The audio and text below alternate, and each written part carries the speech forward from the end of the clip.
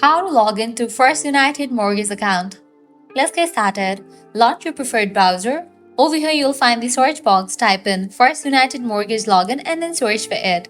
With that, different website links will appear. Navigate to the very first one website option, firstunitedbank.com. Open it. With that, you will be directed to the official website of it. Once you're in the official website, at the top right corner, you're gonna see the option of login. Click on that. You will land to the login page. Logging into your online banking account, you can easily get access to your mortgage. So go ahead and provide your credentials. First up, type in the login ID, then type in the password. In the case you have forgotten the password, you can click on this option to recover it. After you provide all the details, click on login, and just with that, you'll be logged into your account. So this way you can easily log into First United Mortgage account. At the end, if you guys find this video helpful, don't forget to like, share and subscribe to our channel. Thanks for watching.